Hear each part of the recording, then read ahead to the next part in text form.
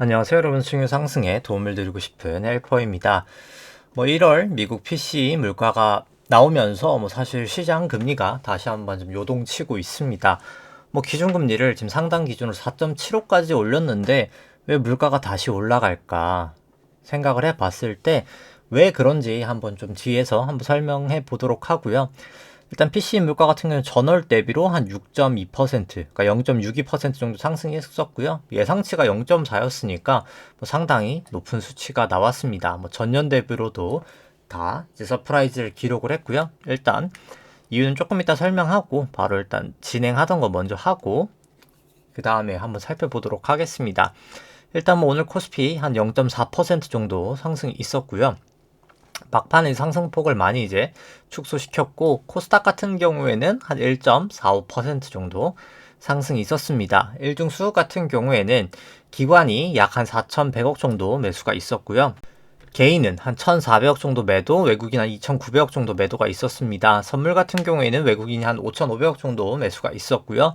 개인 1,600억 정도 매도, 기관이 한 3,600억 정도 매도가 있었습니다.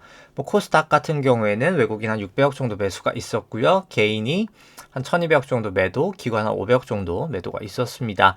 누적수 같은 경우에는 코스피 같은 경우에는 외국인 조금씩 다시 팔면서 한 6.5조 정도 12월 선물 만기 이후로부터 진행되고 있고요. 선물 같은 경우에는 또 소폭 매수하면서 한 6천억 정도 매수 포지션을 유지하고 있습니다. 작년 연초부터 해서는 외국인 좀 샀다가 다시 조금 팔고 있는 추세 일단 그렇게 나와 있고요. 일단 긴 시계열로 봤을 때 여전히 일단 아직까지는 개인이 조금 많이 사놓은 상황이다 라고 생각을 합니다. 수급은 사실 길게 봐서는 좋진 않고요. 코스닥 같은 경우에는 최근엔 좀 팔기는 했지만 그나마 좀 선물 쪽에서 외국인이 매수를 하면서 조금 받치고 있다라고 보시면 될 것 같고요. 긴 시계열에서는 여긴 더 개인이 더 많이 사서 사실 수급은 그렇게 좋아 보이진 않습니다. 그 다음에 이제 밸류에이션 지표들 먼저 간단하게 보면은 코스피 안에 있는 기대 수익률을 국고채 10년 금리로 차감한 일드갭과 이제 나눈 페드 모델 보면은 둘 다 높을수록 고평가, 낮을수록 높을수록 저평가, 낮을수록 고평가인데 일단 다 고평가죠. 제가 봤을 때 일드갭도 이 정도면 상당히 고평가의 영역이고 페드 모델도 그렇고 여전히 고평가 영역이다 보여지고요. 긴 시계열로 봐도 그렇고 그 다음에 이제 코스닥 봐도 고평가다라고는 여전히 생각은 됩니다. 그러니까 금리가 높은 편인 거죠. 증시는 빠졌지만.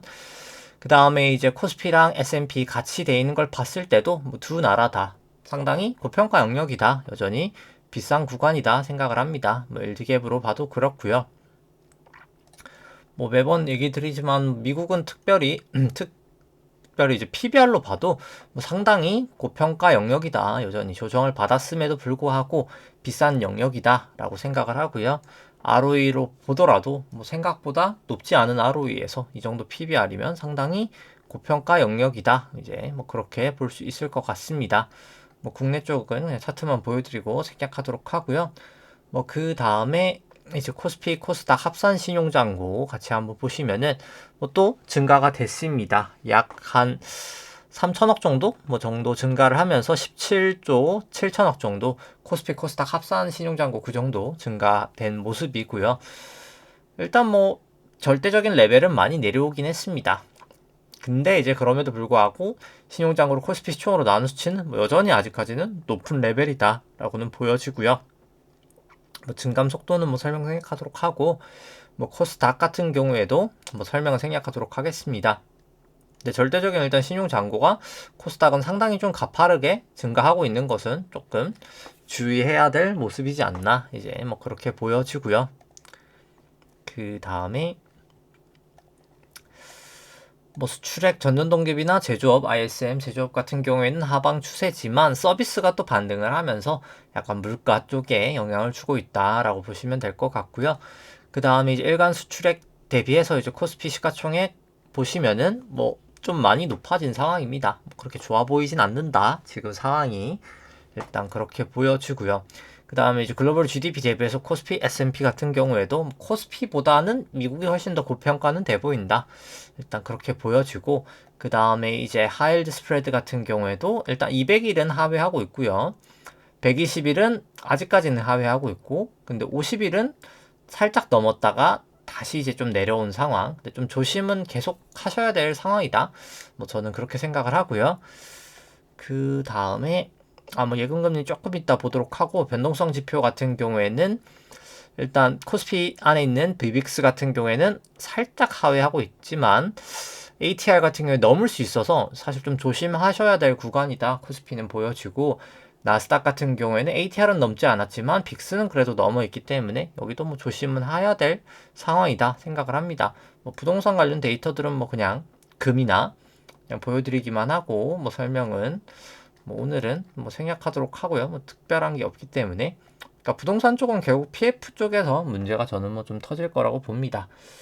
일단 넘어가고, 뭐 그 다음에 뭐 BOJ22도 뭐 그냥 오늘은 뭐 특별하게 뭐 없으니까 그냥 넘어가도록 하고요. 그 다음에 이제 미국 예금금리 쪽을 한번 보면은, 그러니까 결국 그러니까 이제 그 기준금리 쪽 얘기를 하면 지금 미국 기준금리가 4.75%잖아요. 이제 보시면은 일단 요거까지는 하고, 이제 S&P 대비해서 통화량 대비해서는 한번 살펴보고 그 기준금리 얘기를 좀 하도록 하죠. S&P를 M2 대비로 봤을 때 이건 높을수록 고평가, 낮을수록 저평가인데 뭐 여전히 높은 구간 조심하셔야 될 것 같다. 나스닥도 마찬가지고요. 윌쇼도 마찬가지고, 윌쇼 5천을 또 GDP로 나눈 버핏 지수도 여전히 고평가 영역이다 생각을 하고요. 뭐 그 다음에 이제 국내 쪽도 M2 대비해서 이 정도면은 뭐 싸 보이진 않는다. 비싼 편이고, 코스닥도 뭐 마찬가지고요. 주택 매매 가격 지수 대비해서도 뭐 싼 편은 아니다. 뭐 이 정도로 보여주고, 뭐 특히 매번 말씀드리지만 중국 쪽은 요 M2 나누기 M1 통화 순수로 보면 돈이 풀릴 만큼 다 풀려서 뭐 사실 상당히 중국 쪽은 저는 뭐 그렇게 좋아 보이지 않게 봅니다. 그러니까 신용 위기가 터질 수 있는 상황이다. 이게 높을수록 신용 위기가 터질 확률이 높거든요. 좀 조심해야 될 상황이다. 뭐 계속 그렇게 보여지고요. 결국 뭐 아까 그 물가를 차트로 보면은 결국 지금 물가가 다시 한번 이렇게 반등한 거잖아요. 뭐 좀 짧은 시각으로 볼까요?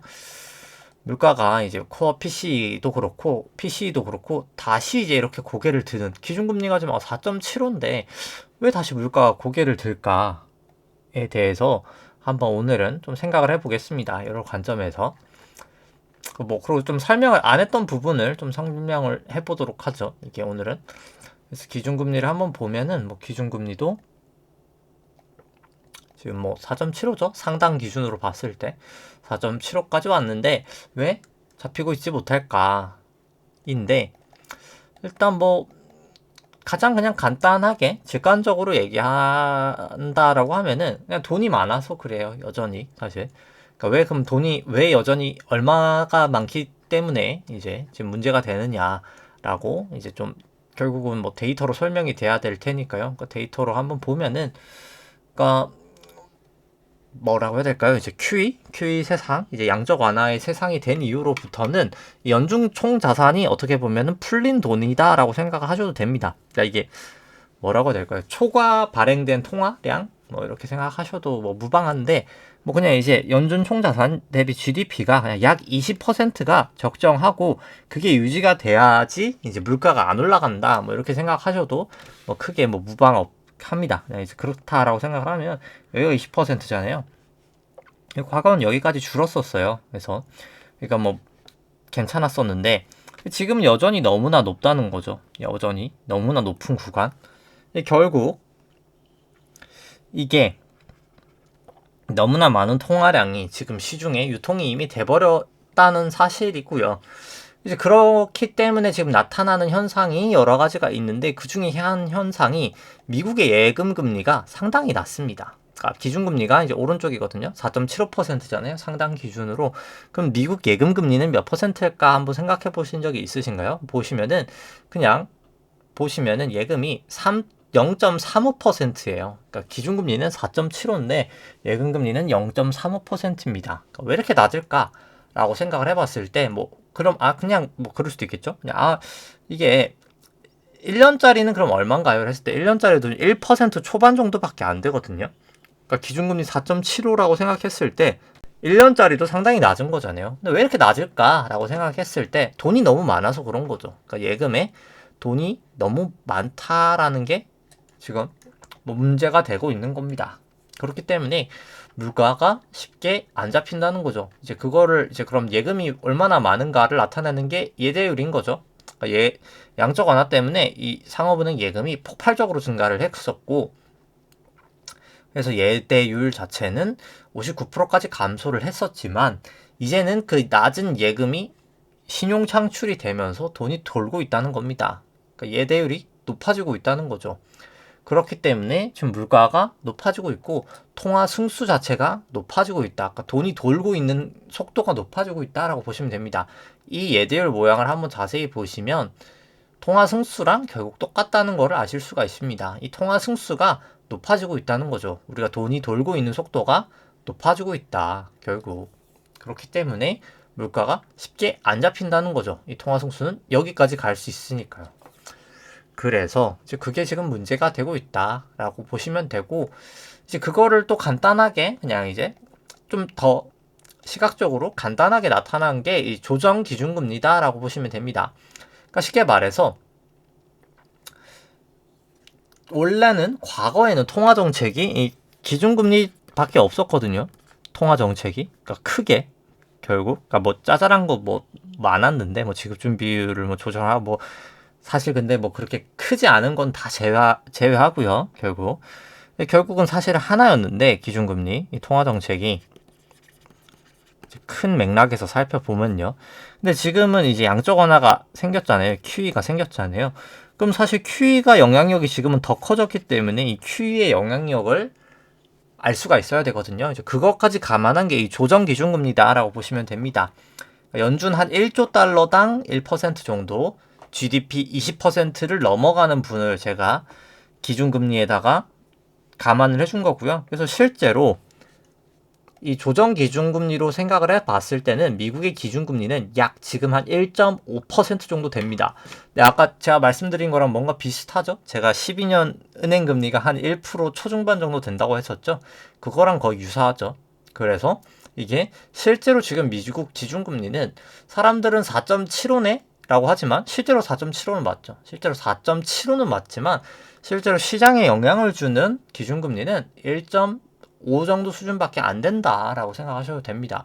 그러니까 사람들 4.75니까 물가 당연히 제로였다가 아까 0.25였잖아요. 0.25에서 4.75까지 높였으니까 물가가 손쉽게 잡혀야 되는 거 아니야? 라고 할 수 있겠지만 생각보다 미국 기준금리는 지금 실질적으로는 1.5%밖에 되지 않기 때문에 물가가 쉽게 못 잡히고 있다라고 보시면 됩니다.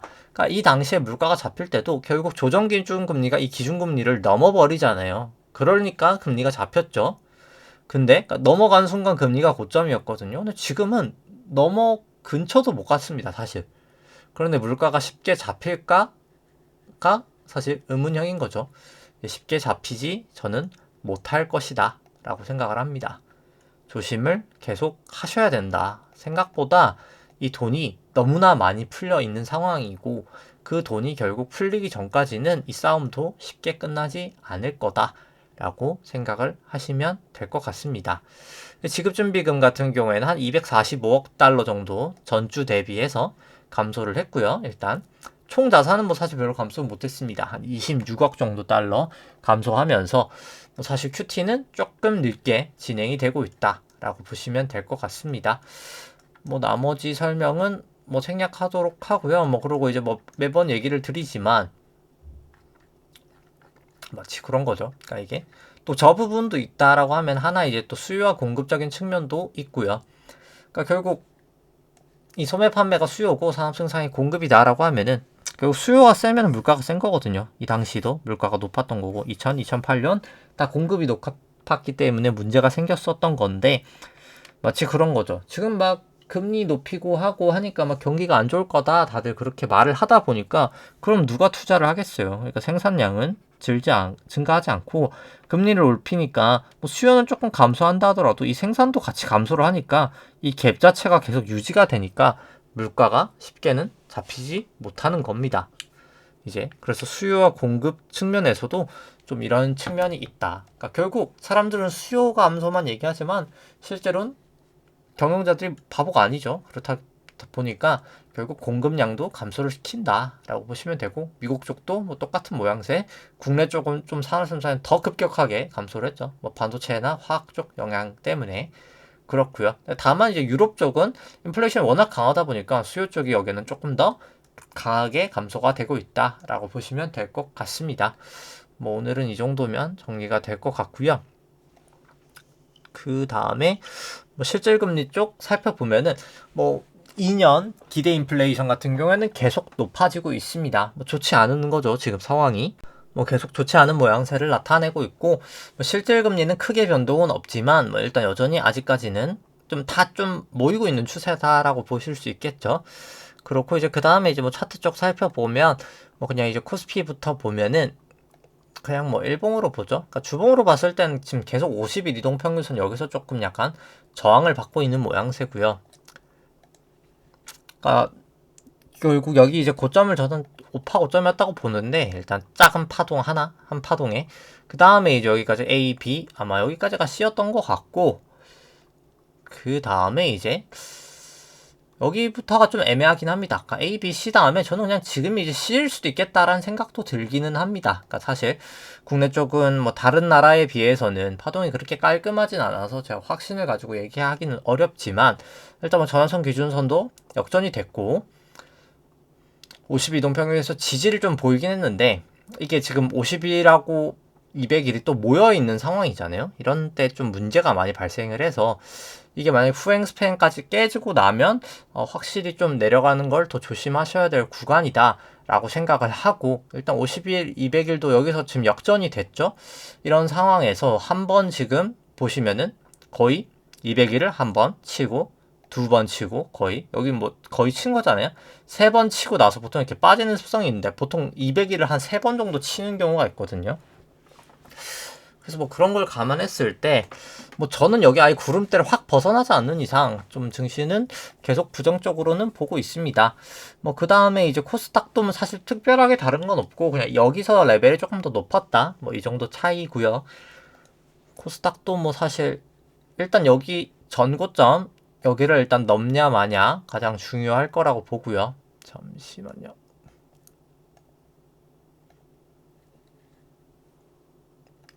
코스닥 같은 경우에 근데 살짝은 넘었네요. 살짝은 요때 요날 살짝은 넘었는데, 이제 뭐 사실 여기를 이제 넘냐 마냐가 이제 중요했었는데 일단 넘기는 넘었습니다. 이제 그 다음에 이제 빠져주느냐 안 빠져주느냐이라고 보는데, 일단 뭐 저라면 뭐 가장 확실하게 들어간다라고 하면 조금 그래도 좀 확률이 높게 들어간다고 치면은 그냥 200일 깨고 들어가면 뭐 좀 더 마음이 편하지 않을까? 200일이나 기준선 깨고, 그러니까 숏으로 생각을 하면은 그렇다라고 보면 되고, 뭐 사실 롱은 지금 저는 조금 들어가기에는 약간 좀 그렇게 좋아 보이진 않는다.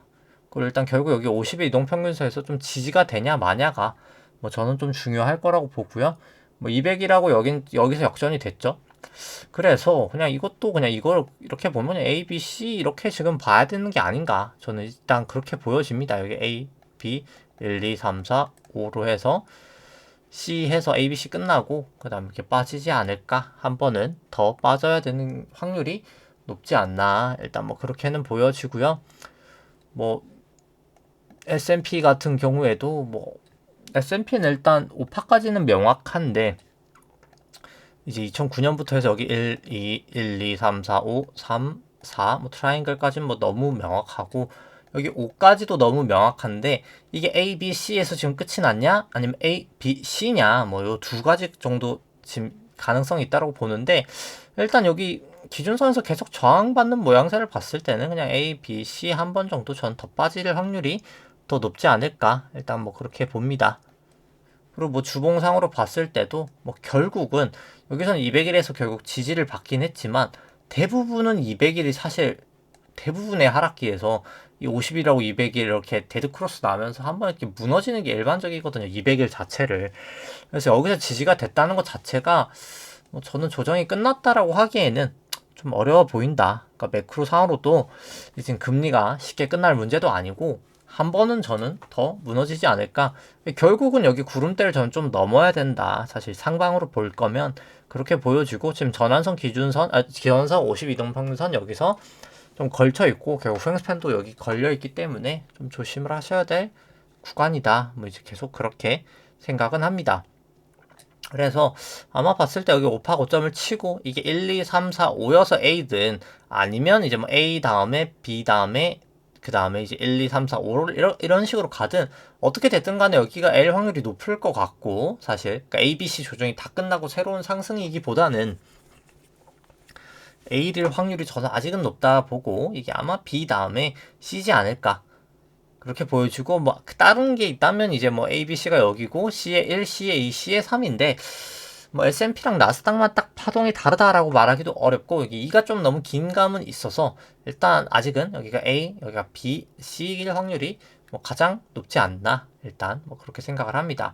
일단 여기도 저한선 기준선 다 하회했고 52동평균선에서 좀 지지는 받고 있는데, 한번 지지 받았다가 다시 빠지지 않을까, 뭐 일단 그렇게 보여집니다. 나스닥 같은 경우도 일단 200일 정도에서 지지는 보였는데, 뭐 결국 다시 한번 살짝 반등했다가 좀 빠지는 추세가 결국은 나타나지 않을까. 일단 뭐 아직은 그렇게 보여주고, 여기도 이제 50일, 200일은 슬슬 이제 데드 크로스가 될 수 있는 상황이다. 좀 조심은 하셔야 된다라고 생각을 하고요. 뭐 다우 같은 경우에는 뭐 많이 고점까지 올라왔었다가 빠지고 있는 추세다. 일단 뭐 여전히 여기도 추세는 지금은 좋지 않다라고 보여지고, 뭐 코인 같은 경우에도 뭐 사실 밸류가 없어서 여긴 조금 더 애매한 측면은 있지만, 이게 A, B, C 다음에 B 다음에 C냐, 아니면 A, B, C 끝 다시 상승이냐인데, 뭐 증시가 올라가는데, 증시가 내려가는데 뭐 코인만 또 올라갈 확률도 뭐 낮아 보여서, 뭐 사실 다시 한번 저는 좀 조정을 B팟 다음에 이제 한번 조정을 이렇게 나타나지 않을까, 한 번 정도 이제 그렇게 보여집니다. 이제 50일, 200일은 여기 이제 데드 크로스 이미 났죠. 지금 데드 크로스 나면서 그 부분에서 조정이 진행되고 있다라고 보시는 게 전 더 맞지 않을까 생각은 하고요. 코스피 안에 있는 내재 변동성 V코스피 같은 경우에는 여기 120일, 200일에서 걸렸다가 일단 또 다시 한번 내려오면서 전환선은 살짝 뚫렸지만, 이제 여기 기준선에서 받쳐주냐 마냐가 좀 중요할 것 같고요. 빅스 같은 경우에도 일단 전환선 기준선 돌파했고, 여기서 지지가 된 다음에 올라가 주느냐가 중요할 것 같습니다. 안에 있는 그 필라델피아 반도체 같은 경우에는 일단 기준선 부근에서 그래도 좀 지지를 결국은 한 모양새고요. 여기서 이제 깨지냐 마냐가 중요하겠죠.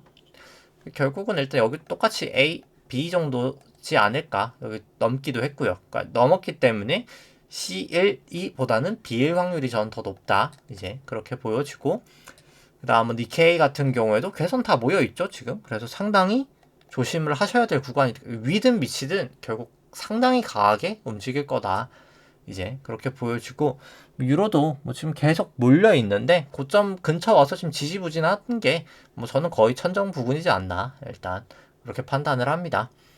그 다음에 이제, 그니까 일단 근데 만약에 여기를 넘어가면 또 얘기가 달라지겠죠. 그러니까 결국 여기 고점이 넘기냐 마냐가 상당히 중요할 거다. 근데 이제 롱으로 베팅하더라도 이거 굳이 넘어가고 안전하게 사지, 뭐 무너질 가능성도 있는 걸 먼저 살 필요는 없다라고 보여지고요. 뭐 항생은 일단 뭐 계속 지금 꾸준히 빠지고 있는, 느릿하게나마 빠지고 있는 추세다. 아직까지는 뭐 굳이 건드릴 필요 없다 보여지고, 뭐 상해도 뭐 마찬가지입니다. 뭐 크게 움직임 차이는 없다. 그냥 아직까지는 뭐 추세도 그렇고 애매한 상황인데, 뭐 중국 쪽은 저는 사실 뭐 아직까지는 그렇게 긍정적으로 보고 있지는 않고요. 뭐 달러 인덱스 같은 경우에는 결국 금리 쪽, 미국 쪽 계속 금리 올려야 되는 거 아니야? 라고 반등을 하고 있는 상황이고요. 근데 뭐 20이나 뭐 결국 BOJ도 저는 생각보다 매파로 갈 거라고 봐서, 뭐 사실 환율, 특히 달러 인덱스는 뭐 엄청나게 과거처럼 강세로 간다기보다는, 뭐 그럴 수도 있겠지만 생각보다는 뭐 좀 조정이, 그러니까 상승폭이 크진 않을 수도 있다라고 봅니다. 그러니까 다른 나라 환도 다 강세로 갈 수 있을 것 같다. 이거야. 근데 우리나라 같은 경우에 사실 PF 때문에 지금 부동산 때문에 지금 나라에서 계속 뭐 물가 쪽 압력을 많이 주고 있죠. 밑으로 하방으로.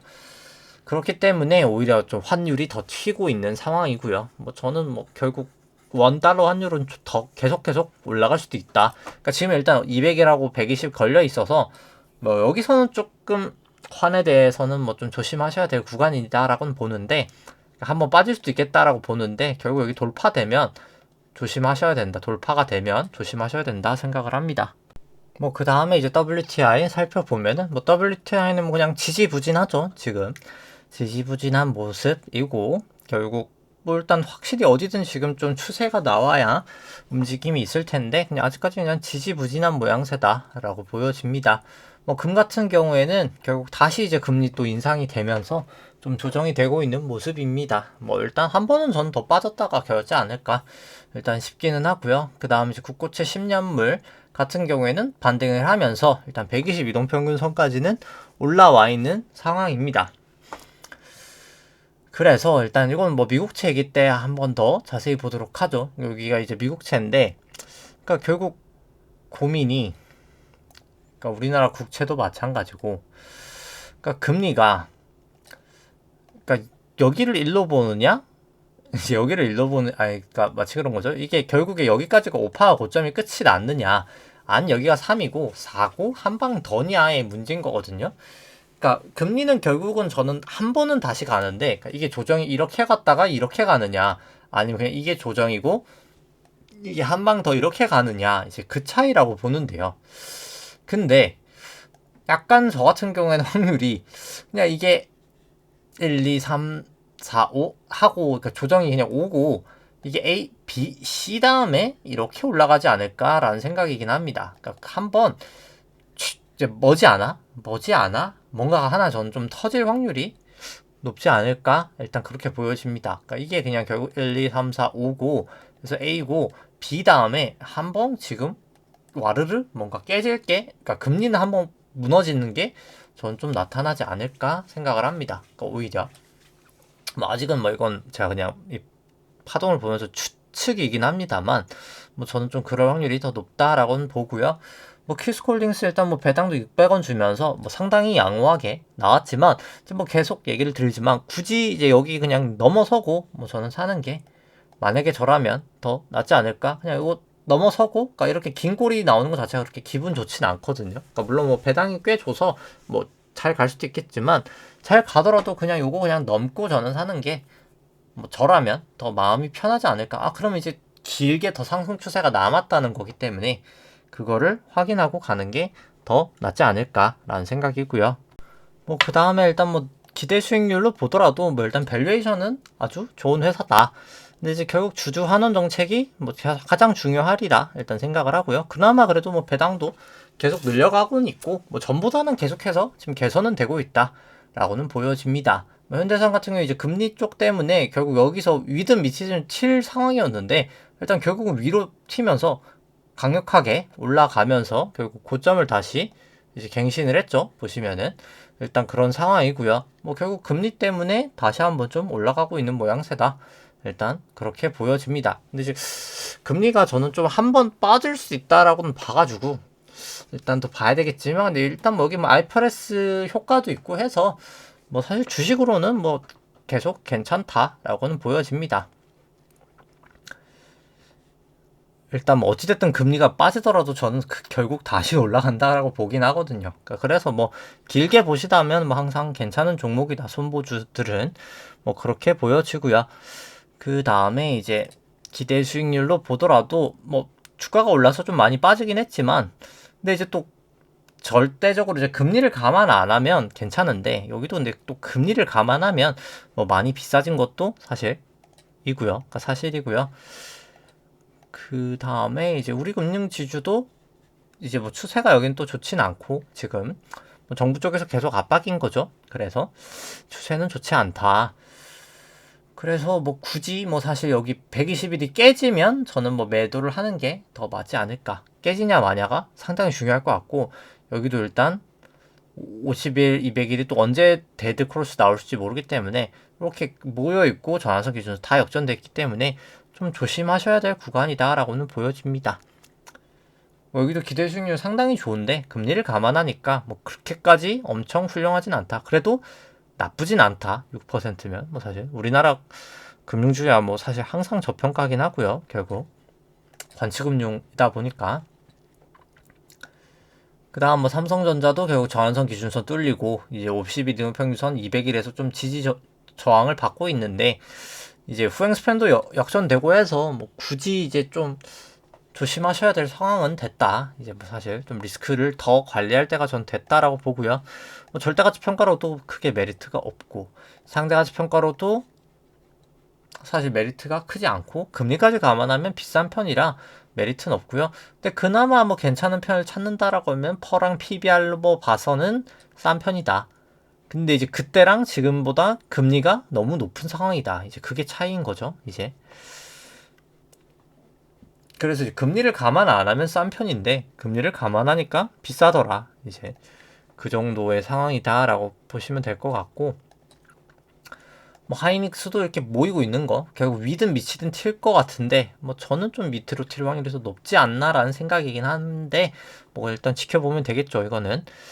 그래서 조심은 그냥 해야 될 상황이다라고 보여지고, 뭐 하이닉스도 뭐 그렇게 메리트는 크지 않고, 상대가치 평가로 봐도 메리트는 크지 않고, 금리까지 감안하면 뭐 더 메리트는 크지 않다라고 보여지고요. 그 다음에 이제 뭐 현대차 같은 경우에도 괴선들 막 다 모여 있고, 여기 200일을 뚫려 마냐가 일단 1차적인 목표가 되지 않을까. 근데 그렇게 좋아 보이진 않고요. 뭐 밸류를 봐도 뭐 그렇게 좋아 보이진 않습니다. 그 다음에 이제 상대가치 평가로 봐도 뭐 그렇게 금리 감안하면 뭐 좋아 보이진 않고요. 그 다음에 LG화학 같은 경우에는 뭐 그나마 일단 여기서 50일 기준선에서 좀 버티고 있긴 하죠. 그래서 뭐 구름대 깨지면 이거는 뭐 무조건 판다. 뭐 그 정도일 것 같고, 아무리 못해도 200일 깨지면 저는 그냥 파는 게 맞지 않을까. 일단 그렇게 보여지고요. 그 다음에 이제 절대가치 평가로는 저는 밸류는 좀 비싼 편이다 생각은 하고요. 상대가치 평가로 봤을 때도 금리 감안하면 뭐 그렇게 메리트는 없다라고 생각을 합니다. 그 다음에 롯데케미칼 같은 경우에도 일단 뭐 계속 쐐기죠. 이제 롯데케미칼 보시면은 계속 쐐기라서 뭐 딱히 아직까지는 뭐 그렇게 뭐 사고 싶은 밸류는 아니고, 근데 이제 전선 기준선 다 역전이 됐기 때문에 결국 구름대 깨지면서 200일 뭐 하회하면 뭐 그땐 미련 없이 하방으로 봐야 되는 게 다 아닌가라는 생각이고요. 절대가치 평가로 봐도 뭐 그렇게 크게 메리트는 없고, 상대가치 평가로 봐도 뭐 그렇게 크게 메리트는 이제 없는 상황이 된 것 같습니다. 그 다음에 뭐 효성화학 같은 경우에는 뭐 일단 여기 긴 골이 나면은 뭐 이럴 땐 그냥 보통 정리를 해주시는 게 좋고요. 왜냐면 RSI도 넘어갔고, 뭐 근데 가장 확실한 건 RSI가 이제 밑으로 이렇게 70 넘어갔을 때는 후행적이지만 그럴 때가 가장 확실하긴 하고요.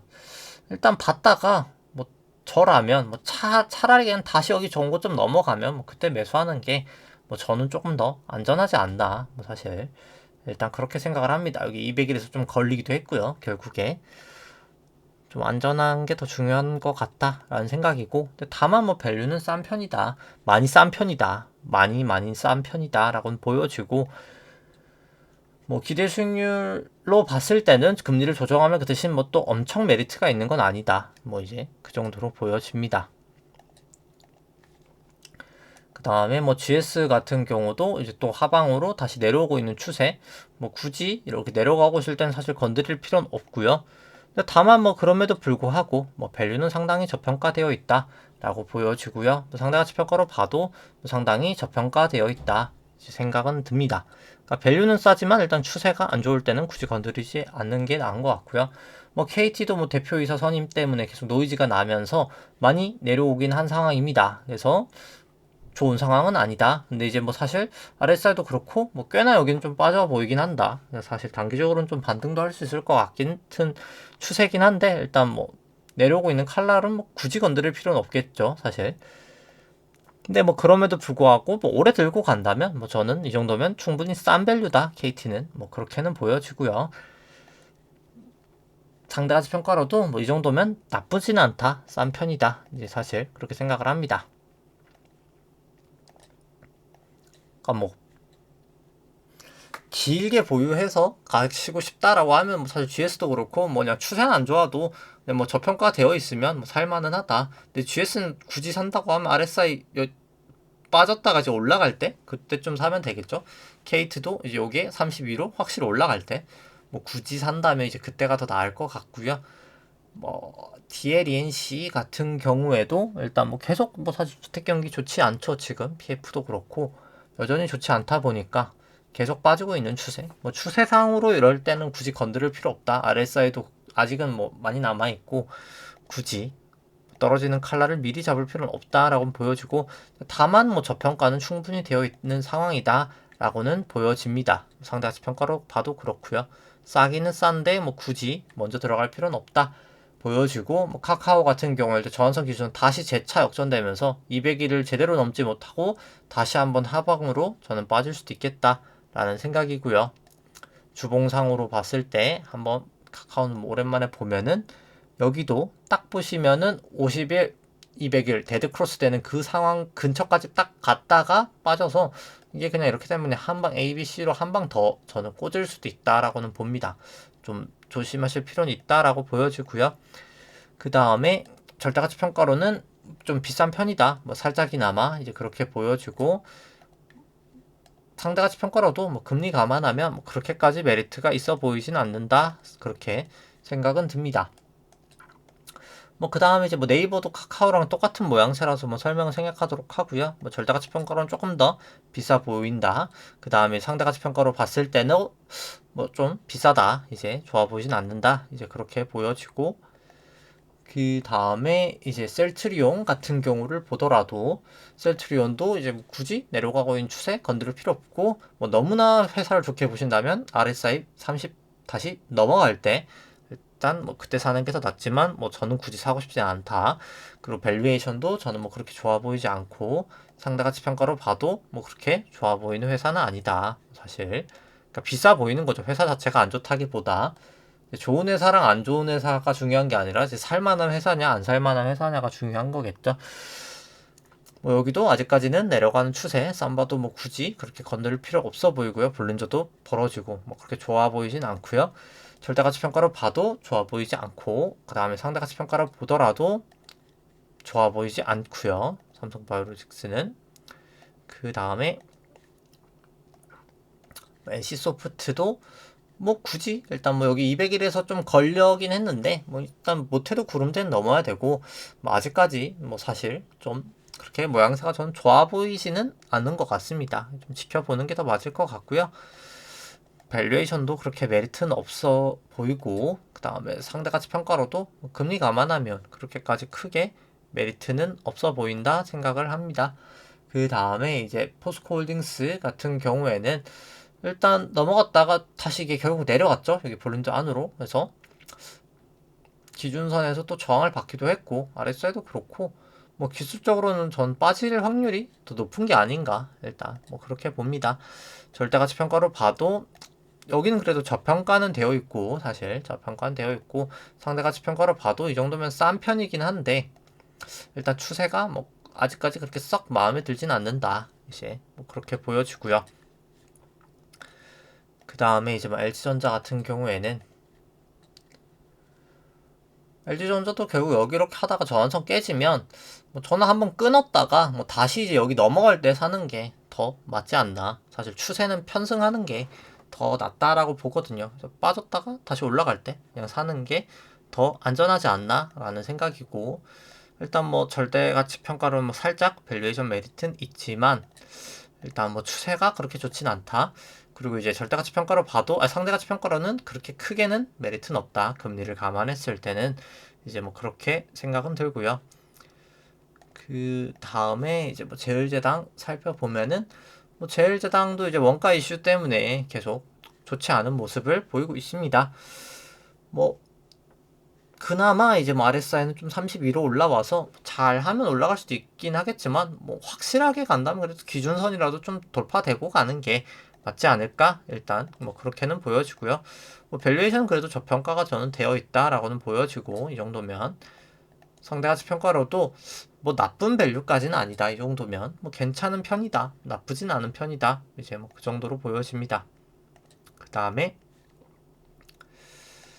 한국기업평가 같은 경우에는 여기 200일을 넘냐 마냐가 뭐 제일 중요할 것 같고요. 이걸 지켜보고 가는 게 나을 것 같고, 절대가치 평가로는 뭐 그렇게 메리트는 없고, 상대가치 평가로 봤을 때도 뭐 그렇게까지 크게 메리트 있어 보이진 않고요. 뭐 다올도 일단 점점 뭐 인베스트먼트는 이제 우리금융 지주에 매각이 됐고, 일단 뭐 아직까지는 특별하게 뭐 메리트가 크진 않은 것 같습니다. 한국금융 지주도 마찬가지고, 그러니까 뭐 길게 봤을 때는 뭐 사도 괜찮을 가격이지만 굳이 일단 아직까지는 크게는 메리트는 없다. 이제 그 정도로 보여지고요.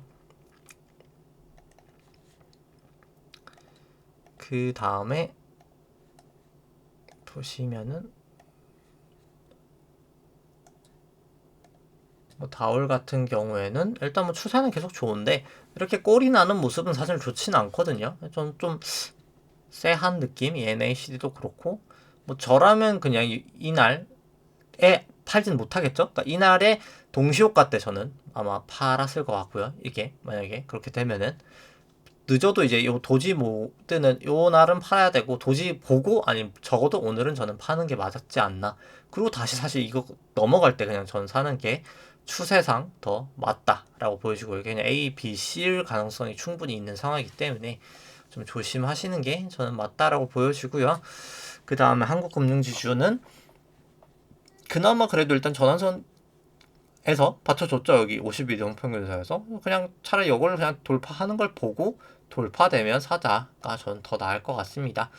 뭐 미국 쪽은 이제 애플 쪽인데, 애플 쪽도 여기 200일이랑 기준선에서 지지를 해줘서 다시 한번 여기를 돌파해주느냐, 아니면 결국 갔다가 무너지느냐인데, 뭐 일단 그거를 좀 유심히 봐야 되지 않을까. 일단 지지가 되느냐 마느냐, 결국 테슬라도 마찬가지죠. 테슬라도 결국 여기 200일 근처인데 여기서 결국 못 넘고 하락을 하느냐, 훅 넘어가느냐라고 보여집니다. 뭐 개인적으로 저는 못 넘어갈 확률이 더 크지 않나. 그러니까 결국은 200일 이동평균선하고 50일이랑 역전이 되면서 저는 좀 꽤나 길게 빠지지 않을까. 일단 그렇게 보고요. 이게 그냥 B 정도 파동이지 않을까. 여기 기준선에서 결국 걸려서 빠지지 않을까. 이제 이렇게 보여지고요. 뭐 아마존 같은 경우에는 결국 여기 200일에서 걸리긴 했는데 한 번 저는 더 빠지지 않을까 싶긴 합니다. 50일 걸리긴 했지만 결국엔 뭐 올라갔다 빠지든 뭐 긴 시계열에서는 한 번 더 빠지지 않을까. 뭐 게임스도 마찬가지고요. 일단 여기도 다후행 스팬 깨졌고, 일단 아직까지는 추세는 좋지 않다. 그래서 뭐 결론적으로 이제 기준금리가 뭐 그냥 오늘의 얘기는 그냥 딱 그건 거죠. 기준금리가 높은 건 맞아요. 4.75면 뭐 낮은 건 아니죠. 0%에서 4.75까지 왔으니까 그것도 이제 매우 단기간 동안 한 방에 쭉쭉쭉쭉 올려서 4.75까지 와서 0% 보던 금리가 4.75니까 높은 건 맞죠. 근데 사실 양적 완화된 효과까지 감안하면 1.5밖에 안 된다. 그래서 기준금리가 사실 다들 한 5% 근처로 와 있지만 1.5% 정도 수준이다. 실질 기준금리는. 그래서 우리가 생각하는 것만큼 시장은 긴축적이지 않기 때문에 금리가 다시 한번 오르고 있고 물가가 쉽게 안 잡히고 있다. 그래서 제가 봤을 때 다시 한번 물가가 오르거나 아니면 그 물가를 잡기 위해서 금리가 더 올라가게 되면 좀 시장에 충격이 올 수 있다. 그리고 이제 너무 취약한 고리들이 많다. 중국 쪽도 그렇고 우리나라 부동산도 그렇고 제가 봤을 때 좀 너무 취약한 부분이 많기 때문에 좀 계속 조심해야 될 상황이 저는 필요하다라고 생각을 하면서 오늘 방송 여기까지 하도록 하겠습니다. 좋아요와 구독 누르시면 감사하겠습니다. 이상입니다.